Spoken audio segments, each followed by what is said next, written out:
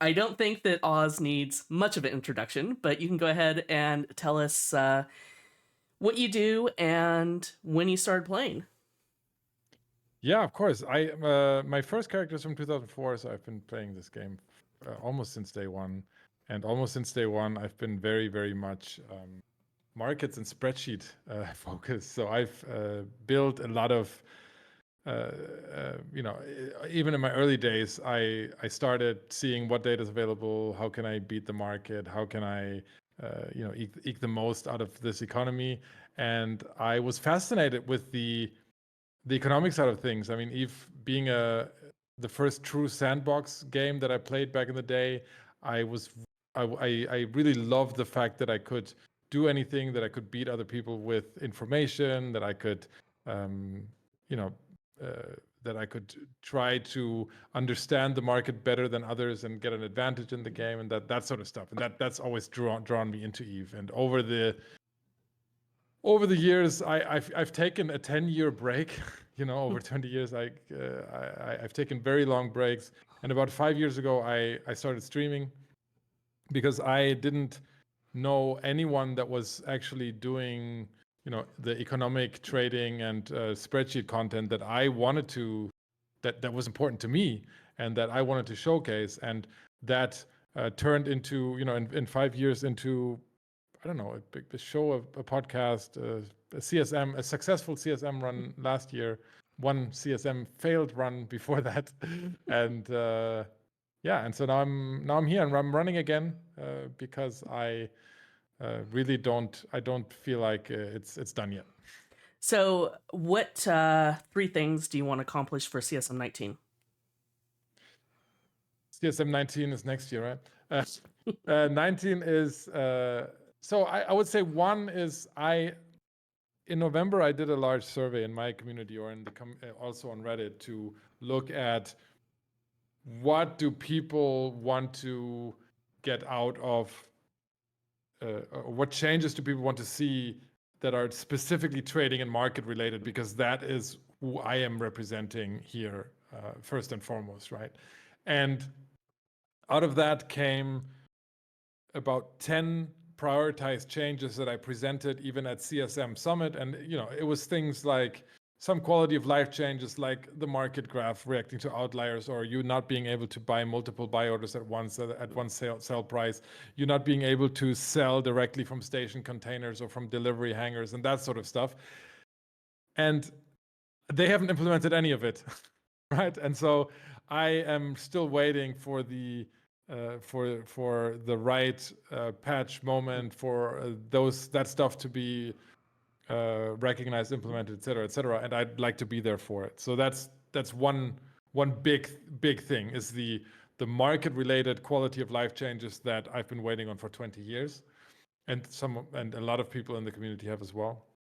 I think the second thing is the finishing touches on Equinox, because I feel like Equinox is not fully balanced yet. I think where we are, and we've been seeing that in the last few patches, is that CCP is still tinkering a lot with Equinox. It's very much in flux, and I wish we would wait longer on this next expansion that was announced yesterday, right? Because I think they should spend some more time on getting Equinox right before we get the next expansion. But I realize that they can't do that because, CCP has announced that they're going to do an expansion every 6 months now, and so they're going to do it every 6 months. And so this is going to be tough on CCP to balance Equinox while also introducing Revenant, and I'm very nervous about that. So I think balancing Equinox is number 2, and number 3. There's a bunch of different things to choose from, but so Kishal, the honest answer is they really need to get the ISK faucets reined in, because what we're seeing right now is some of the highest ISK money supply increases over the last year that we've ever seen. CCP cut the sales tax, which is the most significant ISK sink, by 50% in June, and hasn't really replaced it with anything else or cut ISK faucets significantly. So we have to do that. And I hate to be the voice of reason, this, but we have to do that to keep the economy in balance. And so I'm hoping that we can get a bit better grip on ISK faucets and ISK sinks. So those would be the three things. I know that was a long answer. What do you think is the biggest offender as far as the ISK faucets? Porchven.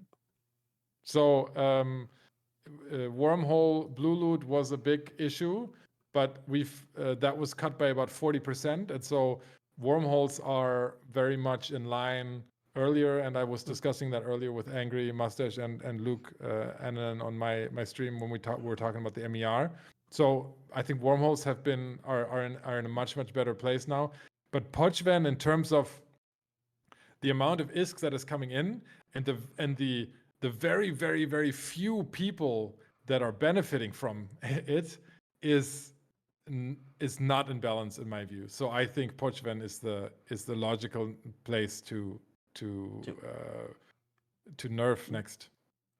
Okay, so then when we are looking at new players and your expertise in the market, where do you think the new players are facing the biggest challenges? In terms of specifically trading or trading, buying, selling, getting ISK? There's one thing that I was discussing with CCP recently, and that is, I can't believe that in 2024, after 20 years of this game actually being introduced, we still have the sell orders and buy orders not ordered by highest to lowest when you go in by default, which for new players is so terrible, right? Because I think there are so many new players that are buying the wrong item or at the wrong price because they just don't know that it's not sorted. And I think in 2024, that is what you expect of games. And so right. I think there are so many legacy things in the trading interface that are tripping people up that, it's bad. The other thing that is tripping new players up is that you only see your current region that you're trading in at any point in time, which for veteran EVE players is very normal. And I made a poll in my stream last week asking, do you think that should be changed? Like, should we be able to see all regions in game? And to my surprise, the result was 50-50 split pretty much. So interesting. I thought it was going to be, 90% is going to say yes, because you can already see that outside of the client. So why not see it inside of the client? But people seem to think that, regional trading would die, and they actually like it.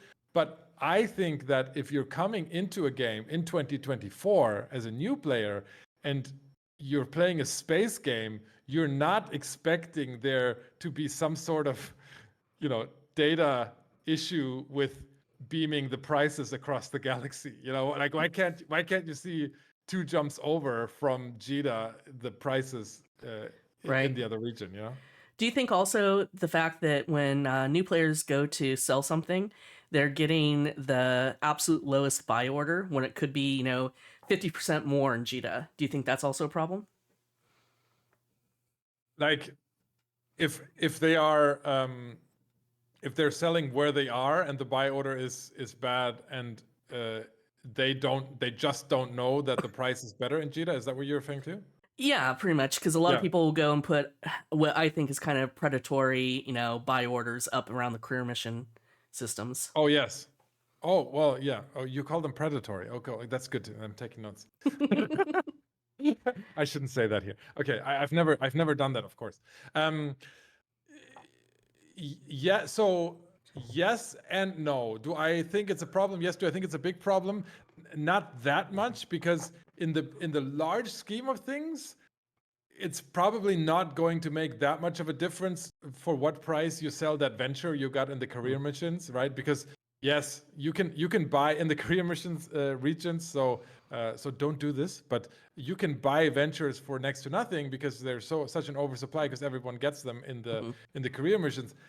is that really going to make a huge difference, Kishal? I don't think so. I think that what matters more is what they then do in the long run. Yeah. And it's, I think I've calculated that you make about, at least before the latest changes, you were making like somewhere between 10 and 20 million ISK from the starter missions. Yep.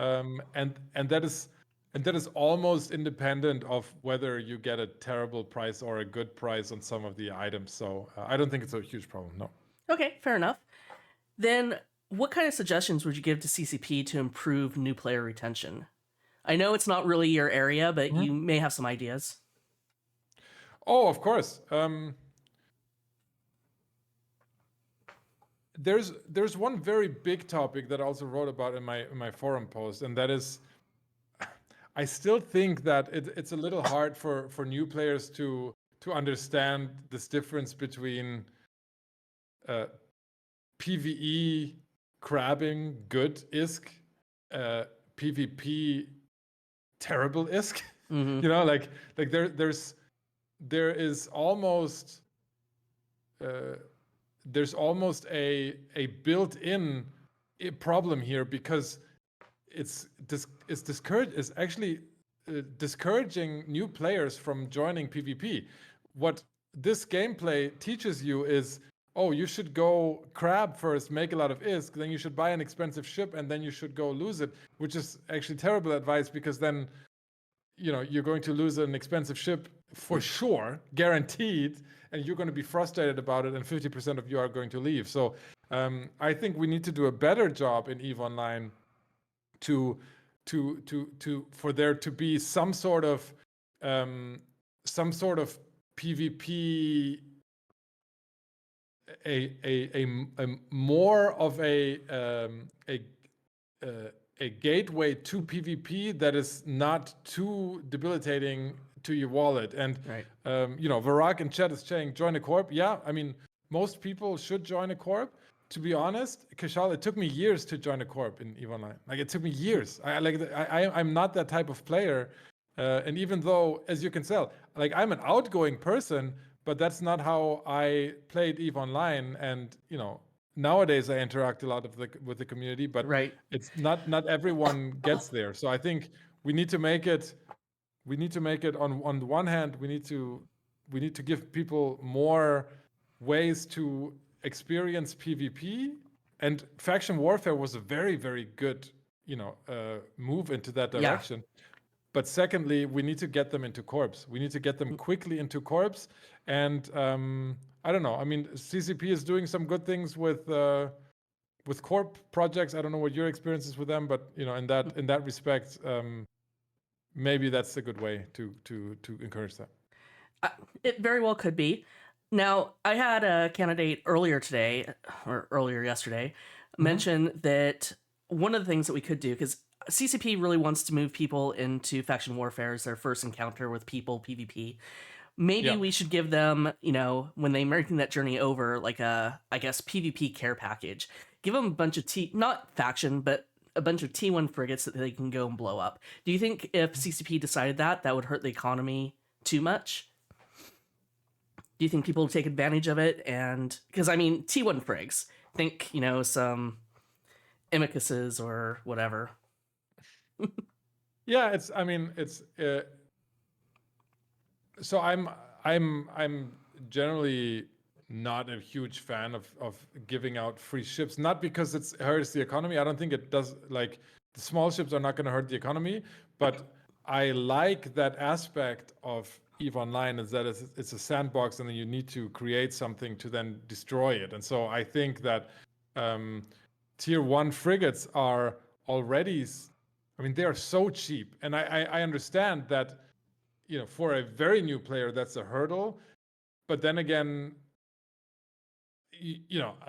like, what you could do is, certainly you could increase the amount of ISK from career missions slightly for it not to, for people to buy their own. But I would rather equip people with the minerals, the blueprints, the ISK to build a bunch of their own ships, so that they get introduced to that side of thing very, very early, rather than just giving out free ships. Because Not because it will wreck the economy, but because I don't believe in that sort of incentivation.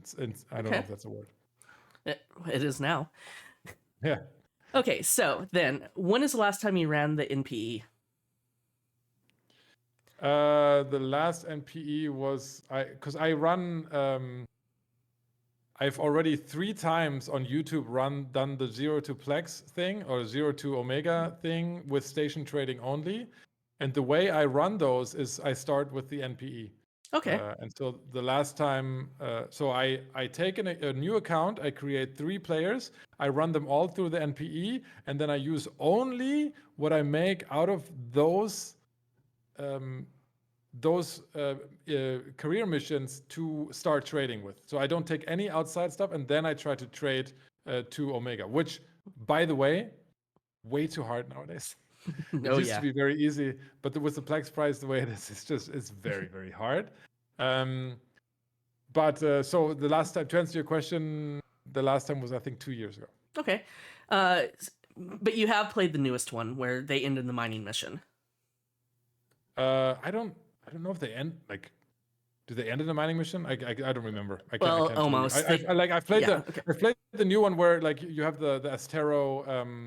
Yeah. You know, Yeah. like there's new graphics. You get an Astero and you fly Yeah. out and yeah, shit blows up and it's a little bit better cinematically, but I think they haven't. I don't know if they changed fundamentally what the missions are. So But I think they did add a mining part okay. year ago or so, but it basically leaves them right before the career missions in mining. Do you think that that is the correct place to leave a new player? That they're gonna think that maybe this is what we need to go do, so they're gonna jump an adventure and basically just go off and mine and not do anything else. To have the NPE end on a mining mission. I think it goes a little bit hand in hand with what I said earlier. I think it is sort of the vision of CCP that they are saying go crab and then go PvP. Right. But you need to crab first. So I think it's a similar answer to I said earlier. I don't think it's necessarily the right thing to do because it's a sandbox and it's actually absurd to assume that everyone's going to go mine because you and I know, and most people out there know that a lot of people are never going to mine. Yeah. And that is fine, and that is totally fine. Just like a lot of people are not going to trade, and some people are never going to PvP, like me. So it's it's totally it's it's not a right thing to send everyone into mining. That's my answer to that question. Okay. And then, of course, Eve is very community focused. What is your definition of community in Eve? That has shifted over time. So I think community in Eve used to be much more corporation. Because I was up until this year, I was never really a part of a huge alliance. This year, I started trying that out because being on the CSM, I felt like I needed to broaden my my horizons and my portfolio a little bit to be able to judge some of these mechanics, right? So I did do a lot more guesting, I would say, this year, and I wasn't allowed to trade because of the NDA. So Right. so I was doing other things, but uh, so I forgot your question. Sorry. What's your definition of community? Yeah. So alliances, I think, are nowadays for nullsec players much more so than for the rest of the community. For the rest of the community, but for me personally, my community is Discord. So for me, a community is like-minded people that are that are talking about the game from different parts of the game. So I am in the very, very, very lucky situation to have a a Discord server that is structured of like-minded traders and other parts of Eve that I hang out with and that I chat with. And so to me nowadays, community is Discord, the various Eve Discords that I hang out with, and that is anything from wormholes to nullsec to CSM to the official Eve Discord. Yeah. And Okay. I used to be in this one, and I apparently left it, which I'm a little bit embarrassed to admit. But you caught me earlier when I tried to join you here. Well, I'll forgive you. No, not a Yeah, problem. thank you. So you play a pretty different game to the rest of us. Do you see a lot of toxicity where you gravitate towards inside the game? And when I say toxicity, I'm not talking about ganking, PvP, that type of thing. I'm talking about, the racism and all of that stuff that we really shouldn't even be considering. I see way too much of it in EVE Online. I'm continuously shocked by the language and toxicity I see in various discords, and I absolutely hate it. I think there's a very dark part of the community, and luckily I think it's gotten a lot smaller over the years. And so I think things are getting better, as also I think most of society is getting better at recognizing that and fighting that, and giving us community leaders and streamers tools to deal with that. But I think there's way too much of it still in the EVE community, unfortunately. To a lesser extent, I mean, you know this. You stream on Twitch. I mean, it's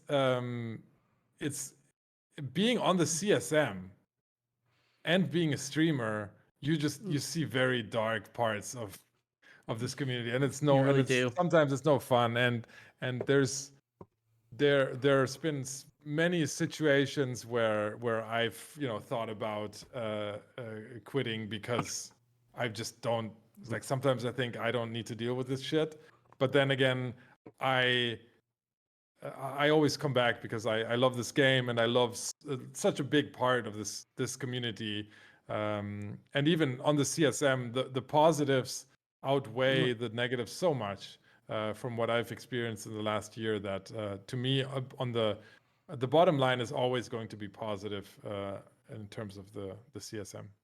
So when you do encounter negativity, what do you personally do? Do you report it? Do you, kick people from servers? I report everyone. I've had, like, there are so many people impersonating me, right, in game and on Discord, because they are trying to get people to send them money because they think it's me and they're investing. So this happens all the time, and me together with CCP, we successfully ban a lot of them, but because impersonation, not because scamming is not legal. Let me be clear, but because impersonation is not, and because impersonation is especially bad if you're a CSM and you're a streamer, and people are actually screwing with your livelihood there, and so that's an issue. So yes, I report the hell out of them, and I'm just, and generally I call everyone out. I mean, I am I used to be very much trying to hide, like, my real name and my identity. That all, in the past year, a lot of things happened that I did with CCP, and so my name's out there. It's like a lot of people like EVE players add me on LinkedIn, like, I mean, that's what I have to deal with, right? And so that ship has sailed, and so ever since then I just embrace it, and I go out and I just try to call people out, and live with it. And so far it's been good enough that most people stop. I don't have any, like, big issues right now that I have to deal with. Oh, that's good to hear. So now we're going to go into a section that, for the non CSM, I've been Hmm. asking kind of, what if situations. But Hmm. since you're on the CSM, I'm going to Hmm. just ask you for advice. The first one is, um, generally in the very first meeting or first couple meetings, we're told what's coming up for the next year, year and a half, maybe 2 years. Um, what advice would you give to the candidates if their expertise or their knowledge isn't really being showcased in the next expansion or isn't really even on CCP's radar right now? I would say, well, you're on the CSM now. Go, go, and go and study. Go and try to talk to other players. Go join other communities. Go try new stuff in game. You don't have to be an absolute expert in everything to contribute to the discussion, but it helps if you've at least like tried to understand something. And a lot of times you don't even you know you don't need to necessarily be an expert on projection to join the discussion on projection, on power projection, for example, but it helps to understand what impact the various aspects have on wormholes, on new players, on the economy, to be able to join the conversation. So I would say my advice would be, don't be afraid. You're there, you've been voted in, you deserve the place. Don't sell yourself short, but be open to learn new things, because it's just going to make your experience better. And especially talking to others. I've being on the CSM, I've met so many great people, right? I mean, like, if you're not on the CSM and you hear about these large nullsec alliances, I mean, to be honest, what are you thinking? You're thinking, these are like most of them are probably like megalomaniacs, right? They have big egos. They just make decisions for their alliance, and then you meet them and you're like, okay, no, we're all people, and it's all a fantastic experience. And then, since you're the big bad guy that wants to, nerf everyone's gameplay, what advice would you give to a new CSM coming in if CCP wants to nerf or take out something that is dear to them or their community, but it really probably is better for the game? You need to bring numbers. You need to say what the problem is. CCP, I mean, uh, CCP Rattati, who's the game director, his famous question is, okay, what's the problem you're trying to fix, or what's the problem we're creating? And so you just gotta come with your definition of what is the problem that CCP is creating with what they're proposing. And so if it's nerfing, then tell us why, right? And so with wormholes, right? Clearly, and I say clearly because like this entire year, it was clear that wormhole blue loot was going to be nerfed, and it's absolutely ridiculous for anyone to stand there and say, "Oh no, they're keep on moving. There's no problem here," because obviously there's a problem. Because every week, people like me or people like Angry Mustache were there, and we're talking about numbers. We're saying, "Look, this is how many people live in wormholes. This is how much ISK they're taking out. This is how much destruction there's in wormholes. Do you think that makes sense? We don't think so. Let's have a discussion." And that leads to change in the game.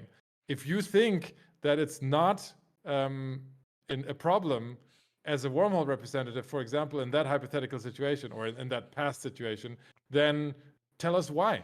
And I mean, we're all like, everyone's going to listen. The other CSMs are going to listen, and CCP is going to listen. One thing that I learned this year is that if you don't agree, if you can't even get consensus on the CSM on something, like, how are you going to convince CCP? Like, it's going to be impossible. So you got to convince the CSM first and then CCP. And then, uh,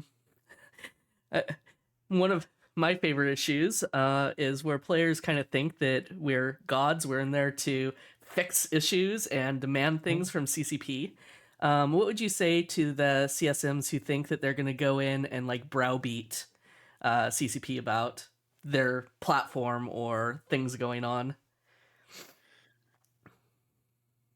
So if you bring your own ideas, then it's going to take longer than a year to implement any of it, because that's how game development works. It's a year out until you can bring in your own ideas, if you can convince CCP that there are good ideas.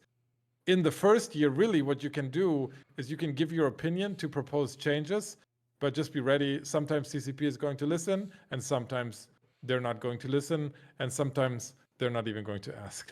And that's, I know everyone says it, but I feel like as a new CCP, new CSMer this year, I mean, I wanted to say that I was prepared for it, but even I was let down, because of course you tell yourself, oh, I'm not going to have a big impact, because I've heard from everyone else that they say CSM doesn't have a huge impact.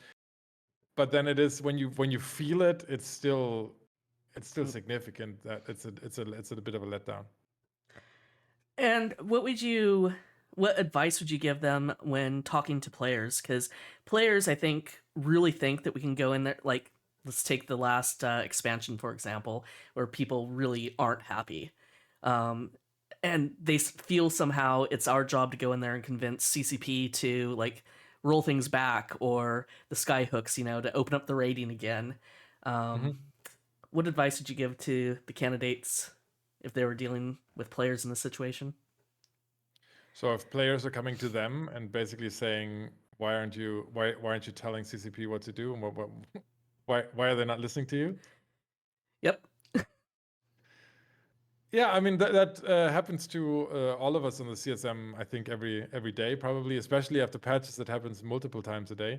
I think it's the most difficult thing is the NDA, because you can't say what CCP was thinking or why they're doing certain things. So you can't even go into that discussion. All you can say is share your own opinion on where you think things should go, and what you told CCP where things should go. And so what I've always done in those situations is, don't ever say the CSM has no power at all, because then you're just making yourself into a joke. And I think, and that's not true. So when people tell you, hey, why aren't you saying something? Say, well, while we've known for a while, we have been discussing and we've given our feedback, and CCP decides to listen on some things and decides to listen on other things. But what I do see some of the CSMs do is, like, so I think some CSM members are playing too much to the community. And I mean, I prefer not to be someone like that, because I think if you're always just on Reddit saying, oh, I wanted to give you more minerals, I wanted to give you more this, I didn't want to do that, because like notice how many people said publicly they wanted to nerf blue loot, right? I mean, there was about 3.5 CSMers that dared to say it publicly, right? And everyone else just didn't want to, because they knew that it might cost them some of the wormhole loot. But I prefer not to be a CSM like that. And so I would encourage everyone that comes in, don't think of too much about re-election. Think about, and that's what you should tell politicians as well, but don't think about re-election. Think about what's the best for the game. Okay.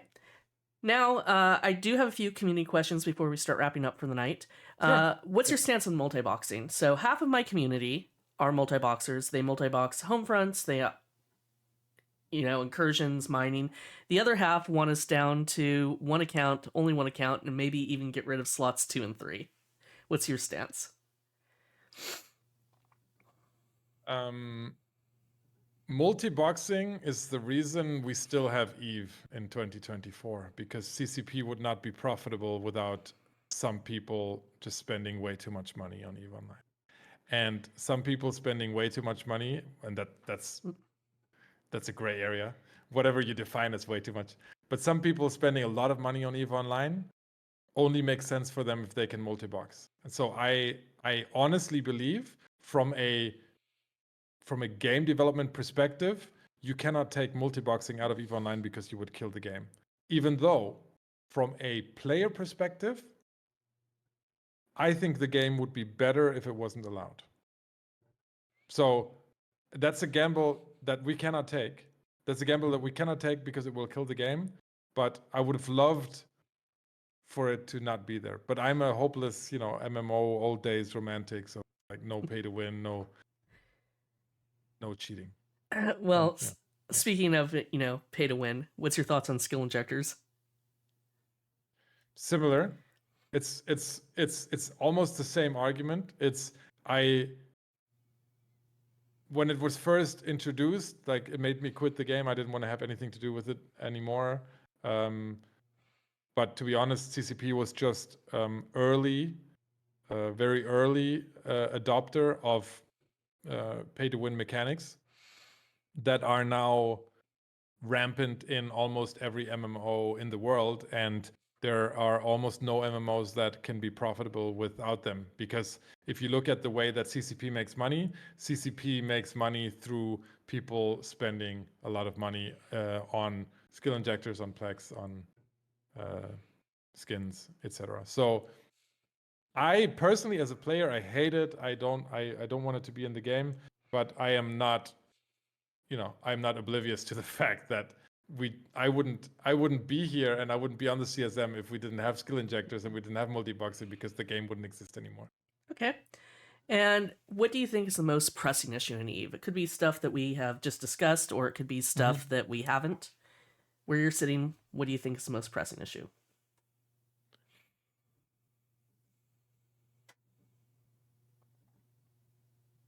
I think the most, to kind of like sum up various parts of what I said earlier and to put them together, is we have a lot of stagnation in EVE Online right now. We have a lower player base than we used to.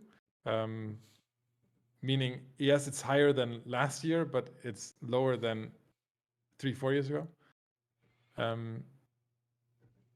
And we have a very, very low trade volume. We have low destruction. We have very few large wars. And so we have a lot of the good things that make Eve are not in the game anymore. And while I used to be one of the few people that understood very well, or not understood, but weren't completely opposed to the so-called scarcity mechanics. CCP never called them that, by the way. The scarcity mechanics that we saw, I realize now that stole EVE Online's soul. So we need to have the big battles. We need to have the big battle reports. We need to have them. We need to have the big ships dying. We need stuff happening, and there's just not enough happening. So if there's one thing that I think we need to address, is we need cheaper super capitals. We need mining to be profitable, because people want to mine, and mining profitability is just absolutely horrendous right now.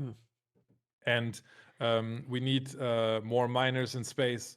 We need to reinvigorate nullsec, and Equinox was supposed to do that, and it failed so far. It has failed, and now we have a new expansion coming out with Equinox not being done, not being balanced. Yeah. So that's that's a lot of things combined, but that's where my head is at right now. Okay, so I'm going to go ahead and open up to Twitch chat for questions, and I do see one now, and I think you're probably the best person to ask it. Do they provide CSM the data around financials and how various game mechanics play into the numbers?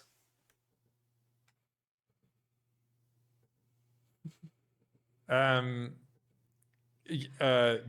I don't think they, like, it's not like on day one they open up the books for CSM, right? That will never happen. I happen to be someone that is that provides a lot of feedback to monetization and the in-game economy, and so I have a lot of conversations, also one-on-one conversations with CCP, because they ask me for feedback, because that's my role as a CSM, and that's my area of expertise. So I have seen a lot more than the average player, enough so that I am, you know, I'm probably ruined for life. What all of this is like, I can't play this game like I played before because I've seen too much. Right. But so they don't in general, but they have, of course, they share as on a need basis, and with me probably more because I'm that guy. Yeah, I can say that they have showed us some like very top level, top level um things, but nothing, they don't, they don't open their books to us. Having said that, once a year I do a stream in April on the tax filings of CCP where they have to show, for example, how much Plex they have on the books that has not been cashed in. That's in their financial statements. So that's not a number that that CCP can hide. Yeah, yeah. So there are some numbers that we can look up. Okay, so you guys, this is going to be your last chance to ask him questions. And I do have two more questions for you. The first one is, what other candidates would you like to see elected out of, I think, the 48 of us that are left? I haven't seen all of the other CCP interviews, so this is not going to be the complete picture. So apologies if I forget someone. But I think the most important thing is that we have a strong wormhole candidate on there. And even though Varak in chat, I know he's supporting someone else, but I think the candidate that's getting the most votes behind him is Mick Fightmaster. So and he had a pretty good interview. I thought he seemed fairly level-headed. So I'm going to put one wormhole candidate on my list, and I think that's him. And then I said officially, Kishal, and so this is not pandering to you. I said this on the official CCP interview as well. I think it's very important that that you or Mike are on there, and it's probably, I love Mike, but it's probably more important that you're on there, not only because Mike has been on there for so much, but because you are leading the much bigger community, and so I think you need to be on there.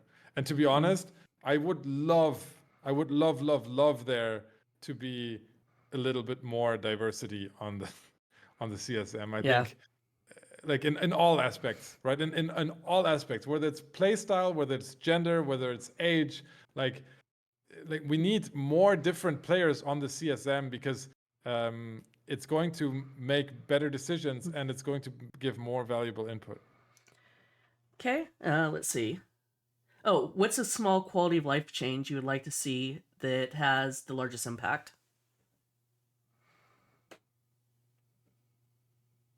To me, as a trader, and I always say, well, trading impacts everyone because everyone has to buy and sell stuff at some point. I think being able to buy multiple buy orders at their individual sell price sounds like such a small thing, but it has a very large impact. So if you want to buy larger amounts, right now you have to click every time, and so that is terrible. But that is very specific to trading. I think one change that is bigger in that space is that you would be able to interact better with your delivery hangers, for example. Because yes. if you get stuff delivered in game, you have to fly there to stack it. Like, how dumb is that? Yeah. Like you can't even stack it. Like, let alone sell it, right? Like you have to actually then what do you have to do? You have to contract it to somebody else, and that, I mean, like it's terrible. So I think fixing delivery hangers would be big on my list. Okay, as the market guy, do you feel other representatives also contribute to discussions of market health in EVE? Oh yeah. Oh, of course. I mean, absolutely. I mean, starting with Angry Mustache, for example, as someone who is a nullsec but is very much in tune with industry, very much in tune with supply and demand. So I think, especially with Angry, I can work really well together because he has all the knowledge that I don't have, and I have my ear on the high sec markets like he doesn't. So I think it's a very good match, and there are countless examples of that on the CSM and even in the wider community. If you just look at who is hanging out in my Discord, for example, there's such smart people that are such good traders. They're definitely the ones that I draw inspiration from and that I go to for advice, because I would have never survived a year on the CSM without going to other people with advice. Okay, so doesn't look like there's any more Twitch chat questions. So my last question to you: if we both get on to CSM19, are you gonna give me a rematch with the Eve game, the Eve board game? Yes, I love that game. Wasn't that fun? Holy shit! So for those of you that don't know what we're talking about, for CSM18, we had a board game and pizza night. A bunch of us got to try out the Eve board game, and we had Storm Delay that just decided to go and do an economic win. Raffle stomped us. And Satan, Oz, and I, we went to war, and Satan and Oz ganged up on me, took me out first, and they battled each other. It's true. I lost. I think I lost then. I think I got third place. I think, pretty sure. Yeah. Or I don't know. I don't even know. Yeah, that game took a very long time, but honestly, it was so much like it was. The game was it's not very complicated. I felt like we had a good grasp of it, like even on the first night, and it was so much fun. I would love to have it. Excellent. So yes, I will give you a rematch, but I will not. I cannot guarantee that I will not gang up with someone else in you again. Of course not. Of course not. Okay, so if people unless we do a pre-game alliance, we could do a pre-game alliance depending on who we're playing against. Well, I caught the tail end of your economic report, and I did catch you talking about those Master at Arm accelerators. So I'm not sure. They're rising in price again, Kishal. Sell your stockpile. Sell your stockpile. No, I'm not going to crash the market. I like it high. Okay, yeah.